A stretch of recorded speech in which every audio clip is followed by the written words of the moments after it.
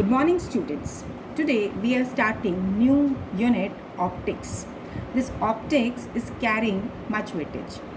Mostly in class 12 it is carrying a weightage of 14 marks. So you have to understand all this unit thoroughly because this is application based. Basically, first of all, we have to understand what do you mean by optics. It is a branch of physics. Basically, it is a branch of physics which deals with the study of nature, propagation of light and production of light. Right? So here in this branch we will study all the concepts related with the light and its travel. Here it is, this optics is categorized as ray optics and wave optics. Ray optics, it deals with particle nature of light, whereas wave optics, it deals with wave nature of light. And this ray optics is based upon, first of all, it is based upon rectilinear propagation of light. Second, on law of reflection and refraction of light.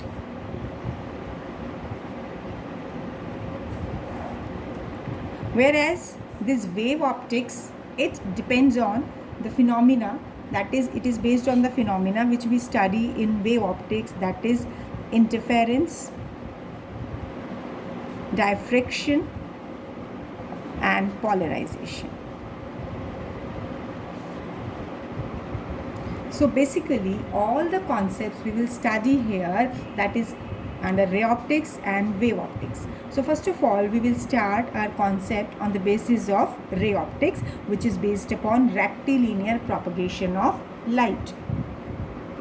Now we are starting a topic, that is refraction.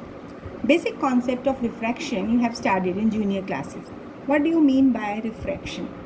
Refraction, it is basically a phenomena of change in path of light.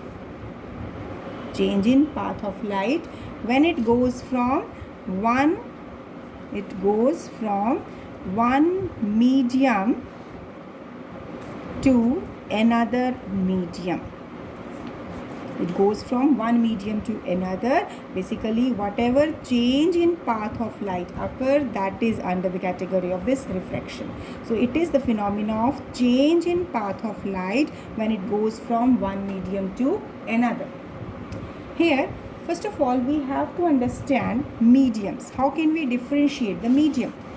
As we can take example, air, water, glass, oil, diamond. These are taken as different materials, different medium.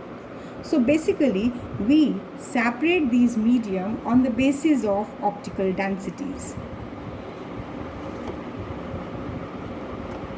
Here we talk about medium can be rarer or it can be denser.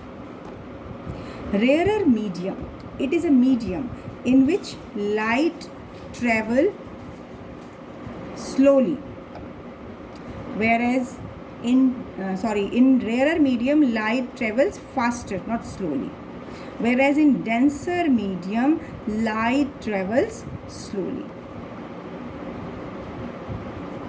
We will study all these concepts in detail. So optical rarer medium in which speed of light is more, and in denser medium when light moves from rarer to denser medium, here the speed of light reduces. These concepts can be understood when we talk about the term refractive index. First of all, before going in detail to refraction, we will understand few basic terms. See, refractive index is a term which is represented by the symbol mu. This is mu. कैसे बनाते हैं? जैसे U बनाते हैं, यहाँ M symbol. कुछ जगह books में आप 10th क्लास में N सिंबल से भी यूज़ करते हैं, तो इसको आप N से भी यूज़ कर सकते हैं. 12th क्लास में यूजुअली हम इसका ये वाला सिंबल यूज़ करते हैं.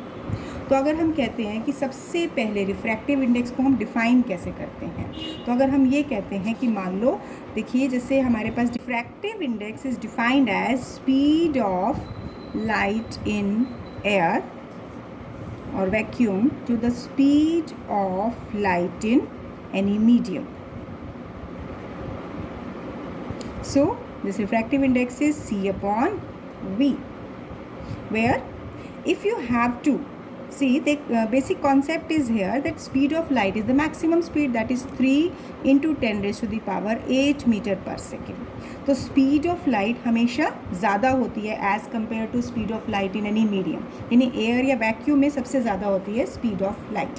तो इसका मतलब ये है कि अगर हम ये कहें कि किसी मीडियम में जिसकी डेंसिटी ज़्यादा है, जिसका रिफ्रैक्टिव इंडेक्स बेसिकली एक कांस्टेंट फैक्टर हम लेके चलते हैं डिफरेंट मीडियम के लिए। जैसे मान लो हमें मालूम है कि ग्लास का रिफ्रैक्टिव इंडेक्स होता है 1.5, वाटर का होता है 1.33, ऐसे डिफरेंट मीडियम के रिफ्रैक्टिव इंडेक्स अलग अलग होते हैं, और एयर के केस में रिफ्रैक्टिव इंडेक्स होता है 1। तो अगर हम ये कहते हैं कि V is equal to C upon mu, what does it mean? It means, देखिए C अपॉन V, इसका मतलब speed of light in a medium is less than that of speed of light in vacuum और air by an amount mu, यानी किसी भी medium का refractive index जितना बढ़ जाएगा 1 के कंपैरिजन में, यहाँ पर रिफ्रैक्टिव इंडेक्स जितना ज़्यादा होगा उतने ही अमाउंट से स्पीड ऑफ लाइट रिड्यूस हो जाएगी। So you will say as here refractive index, मान लो अगर हम ग्लास का केस लेते हैं तो ग्लास का रिफ्रैक्टिव इंडेक्स है 1.5, तो speed of light in this medium, in this glass is 1.1 by 1.5 times that of speed of light in vacuum. इसका मतलब स्पीड इतने अमाउंट से डिक्रीज हो जाती है। अब अगर हम ये कहते हैं अलग अलग मीडियम्स के लिए जब हम बात करें, तो actually speed of light in air this is greater than speed of light in any medium. हर कंडीशन में ये पॉसिबल होगा कि speed of light in air is greater as compared to speed of light in any medium. So what does it mean? C upon V is greater than 1। It means refractive index उस medium का this should be always greater than 1। Basically this refractive index simple terms में कहें तो क्या information देता है? It tells, this factor tells by what amount speed of light changes in a particular medium. देखिए air में speed of light तो fixed है, लेकिन कितने अमाउंट से स्पीड ऑफ लाइट उस मीडियम में चेंज होगी ये फैक्टर कौन डिसाइड करता है?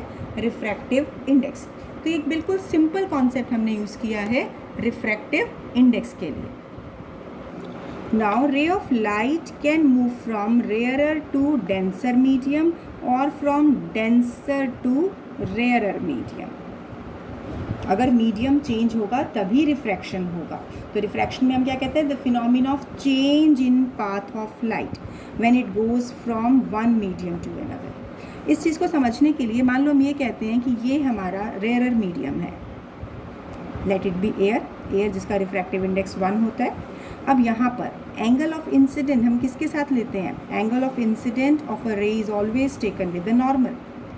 नाउ अब इसका पाथ अगर चेंज नहीं होता तो क्या होना चाहिए था? That it should be in a straight line path, लेकिन now it is entering from rarer to this denser medium. Denser medium कोई भी हो सकता है, मान लो उसका रिफ्रैक्टिव इंडेक्स हम लेते हैं μ2, या अभी हम μ1 μ2 के टर्म्स में नहीं बात करते, हम सिंपल कहते हैं मान लो हमने ये ग्लास मीडियम ले लिया, तो एयर मीडियम से ग्लास मीडियम में जब रे जा रही है, अब ग्लास का रिफ्रैक्टिव इंडेक्स होता है 1.5, तो उस केस में क्या हो जाता है कि डेंसर मीडियम में speed of light in denser medium decreases and the रे will bend towards the normal. This concept I will explain here on the basis of laws of reflection. I will explain why this angle is less than it. Basically अभी हम सिर्फ path study कर रहे हैं कि when the ray of light is moving from rarer to denser medium, then instead of going straight, it will bend towards the normal. Whereas when the ray of light is moving from denser medium to rarer medium, so in that particular case, this is incident ray. Then instead of going straight, it is bending away from the normal. The path will be like this. So here whenever there is a change in path, whenever there is a change in medium, there will also be change in path.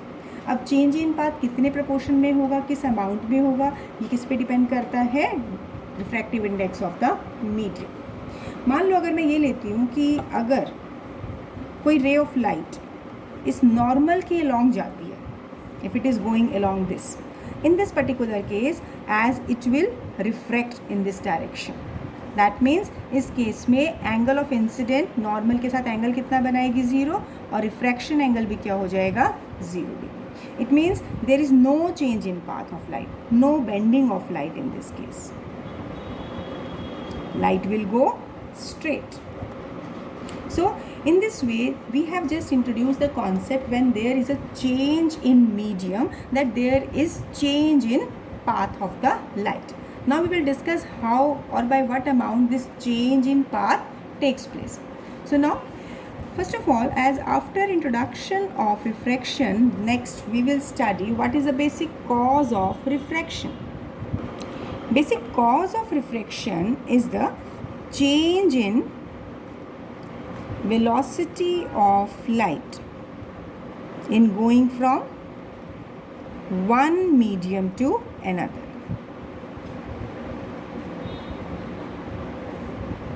हमने अभी शुरू में बिल्कुल पहला point बताया था कि rare medium में स्पीड ऑफ लाइट ज़्यादा होती है और डेंसर मीडियम में speed of light is less. So here as the ray of light is moving from one medium to another, rare to denser medium, there is a difference of speed of light. So in that means there occurs some change in path of light. So when it has been asked what is the basic cause of refraction, so you will simply say that it is due to change in velocity of light when it goes from one medium to another. Now let me discuss what are laws of refraction. See, laws of refraction. First law, whenever light goes from one medium to another, frequency of light, this you can say frequency of light, phase of light do not change, whereas speed and wavelength of light change. This is very important point. On the basis of it, conceptual question can be there. So first of all, when the ray of light is moving from one medium to another, frequency and phase will not change, whereas speed and wavelength or velocity of wavelength will change. Second, that is a point which we are familiar with. Here, incident ray. Now here you can see that this is a normal. Now here this is incident ray. And then this is refracted ray. जो रे path change हो रहा है, यहाँ पर हम कह रहे हैं कि जब मीडियम चेंज हो रहा है, फर्स्ट मीडियम से सेकंड मीडियम में आ रहा है, तो रे जो सेकंड मीडियम में आ रही है उसे हम कहेंगे refracted ray. And this incident on the surface, this is incident ray. So incident ray, refracted ray and normal to the interface at the point of incident all lie in same plane. क्या क्या चीज़ें same plane में है? Incident ray, normal and refracted ray. These all lie in same plane. Now the third point, this is also very important point. Here the ratio of sine of angle of incidence to the sine of angle of refraction is constant for a pair of media. What is it? That the ratio of sine of angle of incident to sine of angle of refraction is constant for a pair of media. Let's see here. As here, basically this is the incident ray. This is making an angle, subtending an angle I with the normal. अब इस normal के साथ ये refracted ray angle बना रही है refraction. Right? This is represented by R. So what is this ratio? This is the ratio of sine of angle of incident to sine of angle of refraction for a pair of media remains constant. अब ये जो हम constant देते हैं, ये constant कुछ अलग नहीं है, ये आपका refractive index है. This is refractive index. तो रिफ्रैक्टिव इंडेक्स, अब यहाँ पर जब हम इसको सिंबल को ये लिखते हैं म्यू, इसका मतलब होता है एब्सोल्यूट रिफ्रैक्टिव इंडेक्स. एक्चुअली ये जो रिफ्रैक्टिव इंडेक्स होता है, एब्सोल्यूट का मतलब क्या होता है? एब्सोल्यूट का मतलब होता है कि रिफ्रैक्टिव इंडेक्स जिस मीडियम का हम निकाल रहे हैं उसको विद रिस्पेक्ट टू एयर निकाल रहे हैं, यानी जिस मीडियम के विद रिस्पेक्ट में निकाल रहे हैं वो एयर है, और एयर का रिफ्रैक्टिव इंडेक्स 1 होता है. तो इसीलिए हम अगर इस फॉर्म में लिखते हैं this is the absolute refractive index of medium. But if we have two mediums, here you can see, if we have two mediums 1 and 2, मान लो इस फर्स्ट मीडियम का रिफ्रैक्टिव इंडेक्स है μ1 और इस सेकेंड मीडियम का रिफ्रैक्टिव इंडेक्स है μ2. तो इसको अब हम क्या करेंगे, यहाँ पर इस रेशो को जब हम निकाल रहे हैं, तो इस रेशो को जब हम निकालते हैं इसको लिखने का एक मेथड होता है. वो क्या होता है? Mu refractive index of second medium with respect to first. This is equal to ratio of sine of angle of incident to sine of angle of refraction. And this is also written as refractive index of second medium with respect to first. That means अब हम इसे लिखते कैसे हैं? refractive index of second medium with respect to first. तो इसकी notation है μ21, ये कहें, या रेशो की फॉर्म में लिखना है तो μ2 upon μ1. तो अब हम इसको कैसे याद रखेंगे? as sin I upon sin R equal to μ2 upon μ1 और μ21, जिसको अगर मैं क्रॉस मल्टीप्लाई करके लिखूं तो ये हो जाएगा μ1 sin I equal to μ2 sin R. This is the standard result. अब इस रिजल्ट को हमें रिटेन कैसे करना है? रिटेन करने के लिए हम क्या कहते हैं? Like light is entering from rarer, this is the rarer medium and this is denser medium. So from rarer to denser medium, so refractive index of the second medium with respect to first medium is taken as. अब यहाँ हमें क्या ध्यान रखना है कि जिस medium को हम टॉप पे रख रहे हैं, जिसका रिफ्रैक्टिव इंडेक्स रख रहे हैं, उसके ऑपोजिट वाला एंगल लेंगे, यानी sine I upon sine R. ये भी एक तरीका है इसको लर्न करने का कि जिस मीडियम का रिफ्रैक्टिव इंडेक्स हमने न्यूमरेटर में लिखा उसके सामने हम साइन ऑफ एंगल लेंगे ऑपोजिट मीडियम का. यह एक और तरीका है. अगर मैं इसको लिखूँ μ2 sin R equal to μ1 sin I.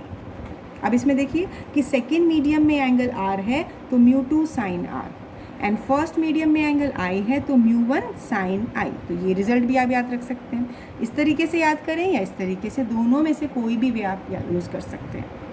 अब ये जो रिजल्ट है इसके लिए एक टर्म यूज़ होती है, this is known as Snell's law. So state Snell's law, so you can be asked, so you can write that ratio of sine of angle of incident to sine of angle of refraction for a pair of two media is remaining constant. This is Snell's law. अब आता है main concept जो हमें discuss करना है इस refractive index की basic concept के ऊपर. हमने कहा कि रिफ्रैक्टिव इंडेक्स किसी भी मीडियम का जब हम लेते हैं that is this is μ21. So if μ21 is greater than 1. What does it mean? Refractive index of second medium with respect to first, this is greater than 1. अब इस इक्वेशन से देखिए, refractive index of second medium with respect to 1 के हम किस पे represent कर सकते हैं? Sine I upon sine R. तो यहाँ हम क्या लिखेंगे? Sine I upon sine R is greater than 1. अब दोबारा रीअरेंज कीजिए, sine I is greater than sine R. तो what does it indicate? That angle I, angle of incident is greater than angle of refraction. इसका मतलब अगर किसी medium का refractive index greater than 1 है, यानी refractive index of second medium with respect to first, ये point ध्यान से रखना है, समझना है हमें. सेकेंड मीडियम का refractive index with respect to first medium greater than 1 है, उस केस में angle of incidence greater than R होगा, रिफ्रैक्शन होगा. यानी कि उस केस में क्या होगा कि इंसिडेंट एंगल रिफ्रैक्शन एंगल से ग्रेटर रहेगा. I is greater than R. So what does it indicate? When the light is moving from rare to denser medium, light will bend towards normal. So it is bending towards normal. So directly अभी तक हम जब draw कर रहे थे तो actual reason क्या हो गया कि यहाँ पर ray of light bend towards the normal. अब इस पॉइंट को अगर हम समझें कि refractive index of second medium with respect to first medium greater than 1, मान लो ये एयर है और यहाँ मैंने वाटर या ग्लास ले लिया, ठीक है. अब ग्लास का रिफ्रैक्टिव इंडेक्स होता है 1.5 और एयर का होता है 1, तो 1.5 डिवाइड बाय 1, तो ये 1.5 ग्रेटर देन 1 हो गया, यानी ये डेंसर मीडियम है. तो डेंसर मीडियम में जब रे ऑफ लाइट जा रही है तो उस केस में इसका एंगल ऑफ रिफ्रैक्शन लेस हो जाएगा as per this point. I hope this is clear to you. Similarly अब अगर हम लेते हैं second condition, if refractive index of second medium with respect to first medium is less than 1, it means again basic definition लेंगे जिसकी वजह से sin I upon sin R less than 1, तो क्या कंक्लूजन आएगा, sin I is less than sin R, so angle of incidence is less than angle of refraction. इसका मतलब in this condition angle of refraction बढ़ जाएगा. That means ray of light will move away from the normal. Now to understand this point, suppose here we are taking that the mu, it means is μ2 is less than μ1. It means first medium का refractive index greater है as compare to second medium. In that case ray of light when it is refracting then refraction angle is greater. कैसे, मान लो हमारा first medium का refractive index μ1 है और let it be water ले लें, कोई भी ऐसा मीडियम ले लें, ग्लास ले लें, ऑयल ले लें. अब क्या होगा, नाउ μ2 रिफ्रैक्टिव इंडेक्स, मान लो ये एयर ले लेते हैं, एयर को इजीली हम समझ पाते हैं क्योंकि इसका रिफ्रैक्टिव इंडेक्स 1 होता है. तो now here refractive index of first medium is greater as compare to second. अब उस केस में क्या होगा, as per this condition here ray of light will not go along this. कहाँ जाएगी, इसमें रिफ्रैक्शन एंगल बढ़ जाएगा, so it will bend away from the normal. So this angle R is greater than I. See, in all the diagrams which we are drawing, here arrow play a significant role. Arrow is indicating the direction of propagation of ray. यानी ये दिखा रहा है incident रे, ये refracted रे. अगर arrow गलती से भी रिवर्स हो जाता है तो उस केस में बेसिकली यहाँ पर रे की इंसिडेंट एंड रिफ्रैक्टेड रे रिवर्स हो जाती है. तो you must be careful about arrow. अब अगर हम लेते हैं if μ2 1 equal to 1, यानी refractive index of second medium with respect to first is 1. इसका मतलब क्या हो गया कि अगर दोनों मीडियम का रिफ्रैक्टिव इंडेक्स सेम हो जाए तो उस केस में क्या होगा, मान लो यहाँ मीडियम ही सेम हो गया तो एक्चुअली तो क्या हो गया, यहाँ पे रे का पाथ यही रहेगा, चेंज ही नहीं होगा क्योंकि रिफ्रैक्शन ही नहीं हुआ ना. अगर हम कह रहे हैं कि दो मीडियम है, ये तो सिर्फ समझने के लिए हम पॉइंट कह रहे हैं कि इफ़ अगर हमारे पास two medium that are having the same refractive index then it will go straight. जैसे हमने एक केस लिया था कि when the ray of light is incident along the normal so it will go straight.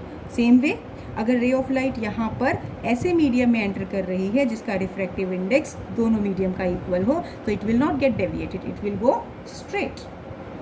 So now when a ray of light is moving from rarer to denser medium, it is bending towards the normal.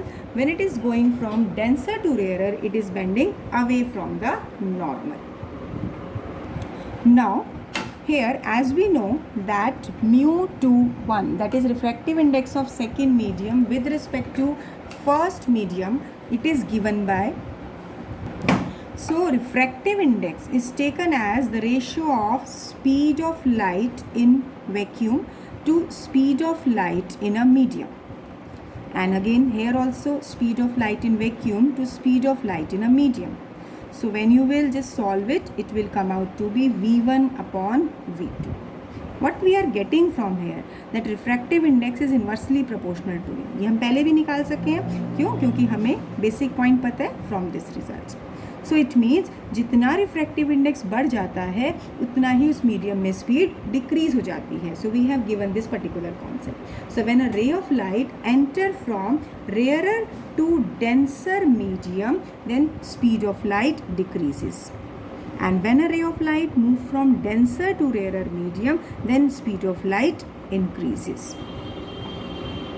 So in rare to denser, speed of light decreases, and denser to rarer, speed of light increases. And here As we know, speed of light is related to wavelength by the relation nu into lambda. Velocity is related to frequency and wavelength.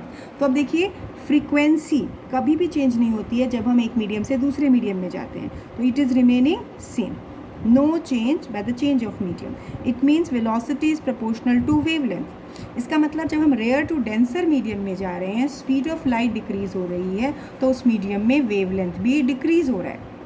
And when the ray of light is moving from denser to rarer medium, speed of light increases and hence wavelength will also increase. So this is basic relation which we are using while explaining different conceptual problems. So you can directly say that as refractive index is inversely proportional to speed, it is also inversely proportional to wavelength.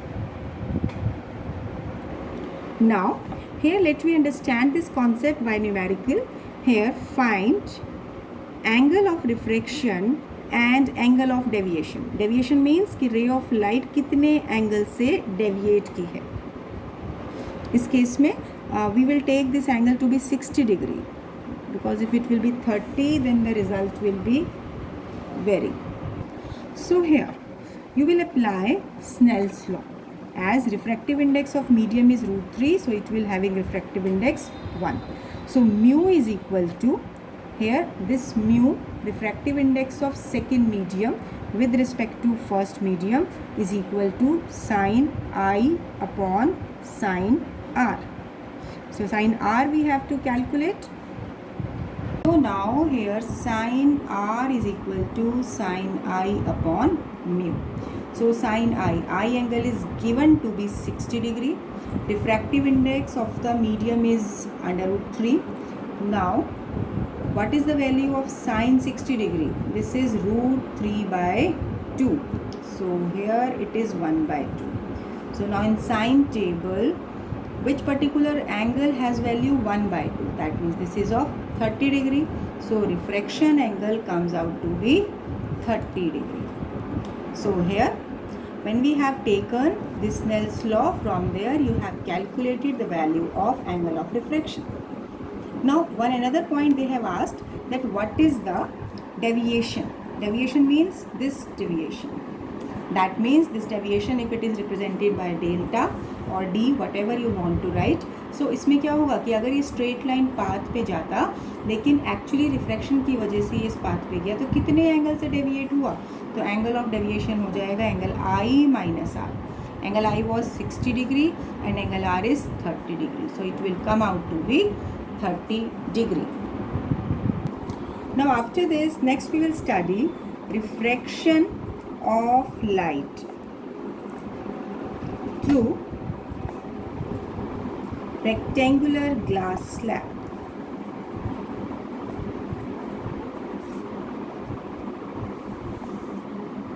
So you have to discuss here refraction of light through this rectangular glass slab.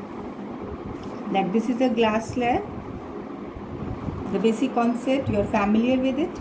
As here this is the air medium, this is glass medium, and again there is air medium.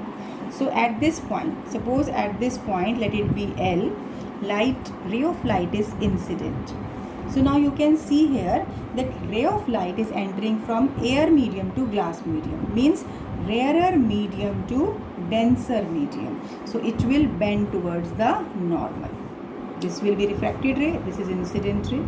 Now when the ray of light is incident, at this point we will draw a normal to it. Normal, exactly it should be normal. Just wait, I am correcting it. So now let this M is a point on the second phase of this glass slab. Here it is striking at point M. Now if this angle, let this angle is I, angle of incidence. This angle, let I am taking it R1. So as these two are parallel lines, this angle will also be R1. This is also R1. Now what will happen?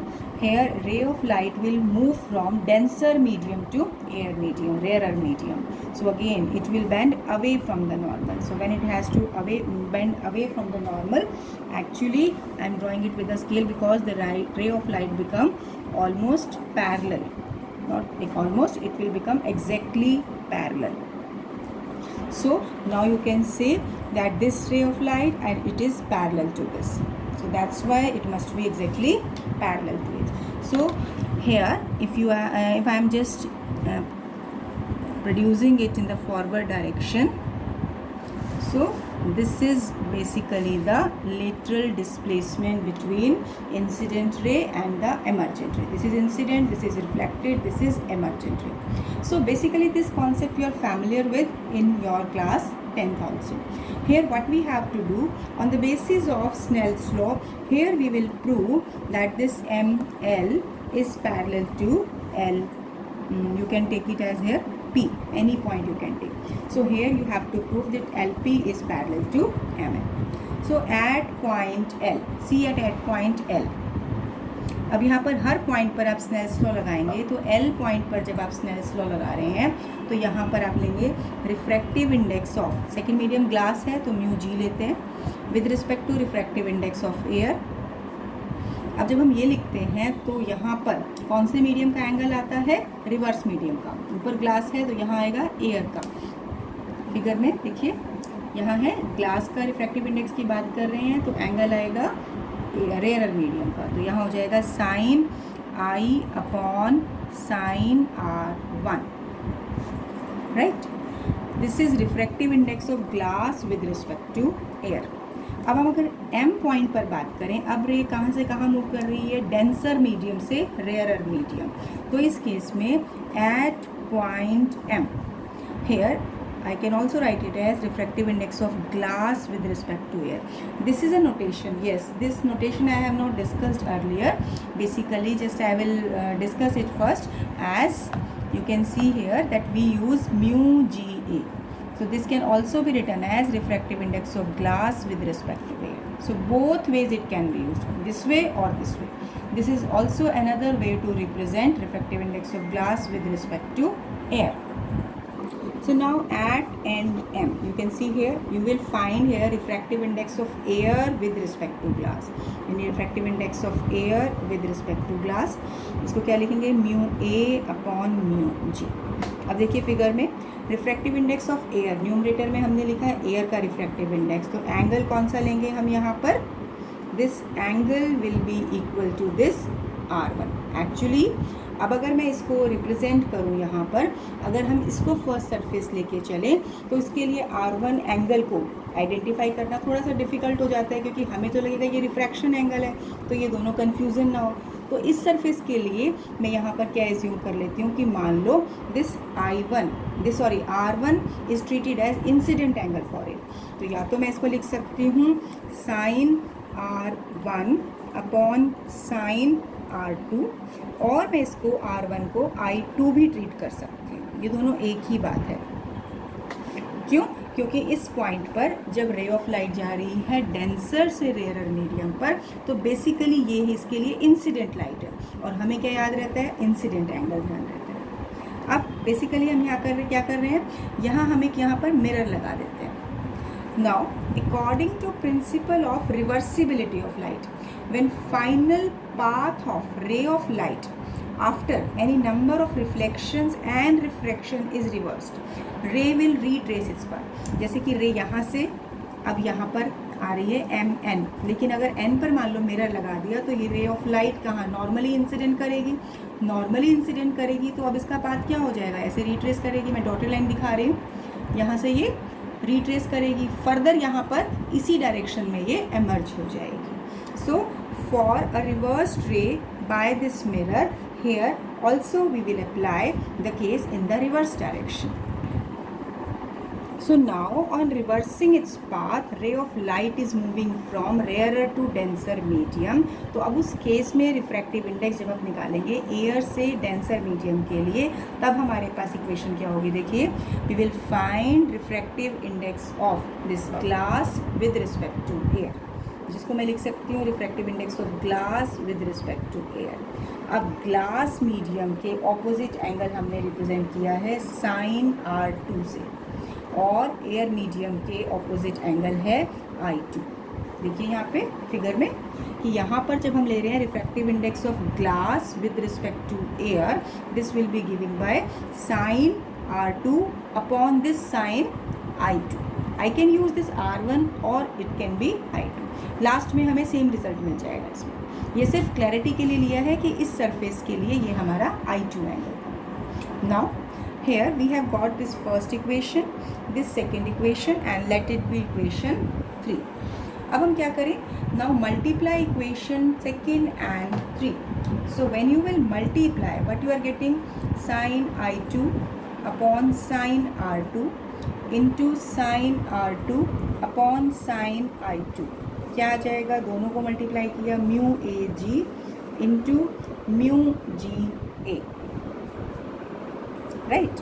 तो यहाँ से ये देखिए, ये result तो 1 आ गया. अब क्या कंक्लूजन हम कह सकते हैं? Very important conclusion we are getting from here. यहाँ से मिलेगा कि अगर अब इसको मैं refractive index of glass with respect to air लिखूँ तो राइट हैंड साइड में हो जाएगा 1 upon refractive index of air with respect to glass. Actually this is the conclusion point. यानी कि basically refractive index of denser medium with respect to rarer medium क्या होगा? Reciprocal of refractive index of rarer medium with respect to denser medium, और it's vice versa, और reverse will also be true. So now अब इस concept को समझने के लिए मान लो मैं एक एग्जांपल लूँ कि suppose refractive index of glass with respect to air कितना होता है? 3/2, 1.5 3/2 होता है. और refractive index of air with respect to glass क्या हो जाएगा? जैसे इसका रिवर्स होगा ना, तो क्या लिखेंगे? 2/3 हो जाएगा. ऐसे ही मान लो मैं कहूँ refractive index of water with respect to air क्या होता है? 4/3. This is 1.33. और अगर मैं लिख दूँ refractive index of air with respect to water, तो इसका रेसिप्रोकल करोगे तो क्या हो जाएगा? 3/4. यानी कि बेसिकली ये रिजल्ट हमें इस फॉर्म में यूज़ कर सकते हैं. अब देखिए हमारे पास 3 बेसिक इक्वेशंस 3 हैं, 1, 2 एंड 3. अब अगर हम देखें इक्वेशन 3, देखिए इक्वेशन 3 में हमने क्या निकाला है? Refractive index of glass with respect to air. अब देखिए इक्वेशन 1 में भी हमने refractive index of glass with respect to air निकाला है. यानी दोनों का ही लेफ्ट हैंड साइड इक्वल है. तो हम क्या कर सकते हैं? दोनों के राइट हैंड साइड को हम इक्वेट कर सकते हैं. तो आप कहेंगे फ्रॉम इक्वेशन 1 एंड 3, तो आप कहेंगे sine I upon sine R1 equal to sine R2 upon sine I2. Right. अब यहाँ पर देखिए, यहाँ आप देखिए हमने एक्चुअली R1 क्या लिया था? फर्स्ट सरफेस के लिए रिफ्रैक्शन एंगल, और एक्चुअली वो सेकंड सरफेस के लिए क्या है? इंसिडेंट एंगल, जिसको मैंने इनिशियली बताया था कि R1 इक्वल टू I2. यानी ये दोनों एंगल इक्वल है. तो नेक्स्ट स्टेप में आप चाहें तो इसको सिंप्लीफाई कर दीजिए, नहीं तो आप डायरेक्टली भी कट कर सकते हैं because it is giving the same result. तो यहाँ से ये फैक्टर कैंसिल हो गया. तो what result you are getting from here? So sine I1 equal to sine R2. इसका मतलब जो आपका R2 रिफ्रैक्शन एंगल है, यानी ये जो ग्लास स्लैब है यहाँ वाला एंगल I1 और एमर्ज होने के बाद ये वाला एंगल R2. इसका मतलब क्या हो गया कि जब साइन फंक्शन इक्वल है तो I1 will be equal to R2. What does it conclude? That emergent angle is same as that of incident angle. Usually आप इसे कंक्लूजन लेके चलते हैं. अब हमने यहाँ पर इसको प्रूव कर दिया है कि हाउ, कि जब एक रे ऑफ लाइट यहाँ डेविएट होती है प्रिज्म से, तो एमर्जेंट रे इसके पैरेलल क्यों है? क्योंकि एमर्जेंट एंगल और इंसिडेंट एंगल इक्वल है. Hence you can say that your ray which you have taken, just let me check what was the point I have taken. This is MN is parallel to, this is your LP. So here we have proved that emergent ray is parallel to incident ray.